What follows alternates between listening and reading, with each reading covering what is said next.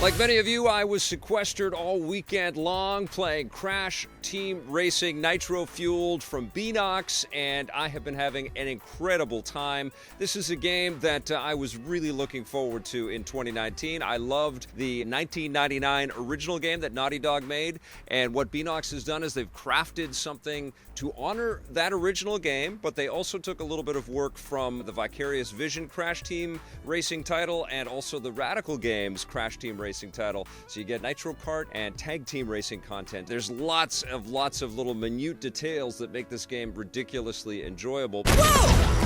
You actually get about 31 different tracks in this game, and there's over 25 different characters that you can play as. There's lots of different karts that you can race around in, and you can customize them with decals and different wheels, or you can hover if you want to. What they've done with the game is sort of adhere to the principles that Naughty Dog laid down, where you've got a triple boost system when you're going into power slides. You can actually level them up, and it took me a little while to get this, and thank you to everybody that watched my stream that was kind of talking me and helping me try to figure out how to do the boost mechanic, because it's not like you just power slide and you automatically boost. You have to kind of keep tapping a boost button in order to access that little extra bit of power. You keep tapping that same button that you can power slide with. So it's a little tricky, and I found myself looking at a little meter on the right-hand corner of the screen, which you can customize as well. That's one of the things that you can do with the game. And I would look at the meter to kind of figure out when I can hit that boost button again, and that took my eyes off of the screen, and then boom, I'm in a wall, or bam, I've fallen off the edge of something. And that got a little bit frustrating as well. That added to my frustration. You have to get used to looking at the vehicle. The tires get red, the smoke out of the exhaust gets a little richer and darker and black, and then you can kind of judge for yourself when is the perfect time to hit that boost button. And it takes a long time. It takes a lot of practice, but thankfully it does pay off, and you start to feel like such a badass when you get the feel for it.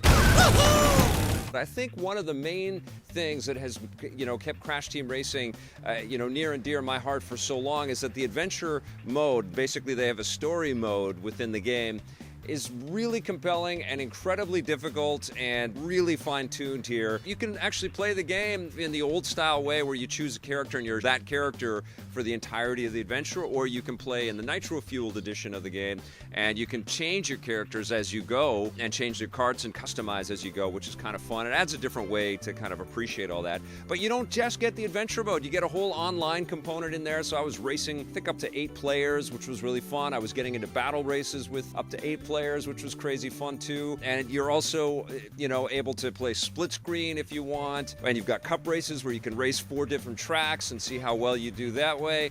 And you're constantly earning the in-game currency. And what Beanox has said too is that they're going to release free updates to the game and give you even more tracks and more content as the game sort of continues to kind of entrench itself in the kart racing fan community out there.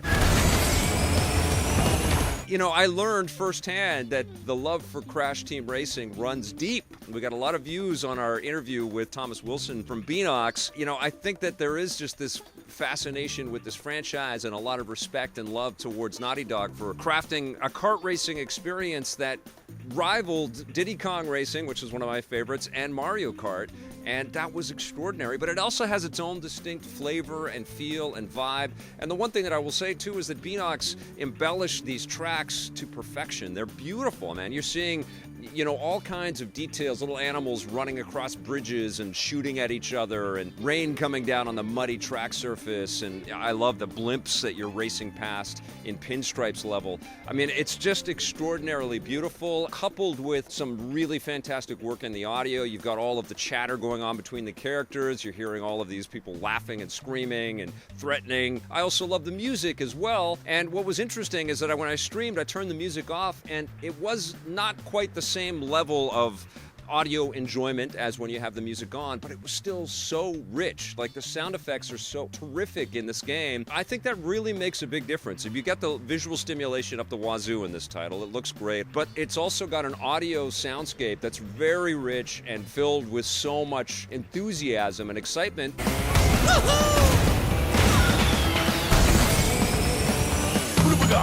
I will say that at medium difficulty level, and I streamed a bunch of this game is incredibly hard, and I was swearing up a storm because I was coming in, just at second place and going, every time. I would, I'd be right up at the pack, right up at the front, and then at the last second I'd get nailed by some missile or something like that, or somebody with a shield on them would come plowing right through me, and it was so freaking frustrating because you have to come in first place in each of the tracks in order to keep progressing, and that is not easy. And eventually what happens is you beat the tracks and you unlock new doors and you fight the bosses, and you got to beat the bosses in order to access new areas. Incredibly difficult, and it's going to test your patience. So much so that I wanted to see some more of the content, so true confession here, I actually knocked it down to easy difficulty. And I think one of the major quibbles that I have with this game is that the disparity between easy and medium is really big. Like, it's really easy, and then you get into medium, and it's really difficult. And I did, have a little bit of challenge later on in the adventure mode. In easy mode, I was getting beat by a couple of the bosses and had to play those over and over again. But for the most part, I was just trouncing the competition and beating all of the opponents, the AI opponents, by almost half lap lengths, which is crazy because in medium, you have to fight tooth and nail for every victory that you are able to eke out, and it's excruciating. I think that there could be a little bit of tuning and polishing. I don't know if it's a deterioration of my skills from 20 years ago, or we just come to expect games to be a little more handholdy in 2019, but I was challenged and frustrated and freaking out and throwing things around the room and screaming and then trying again, because that's the other core conceit with this game, is that it's incredibly addictive.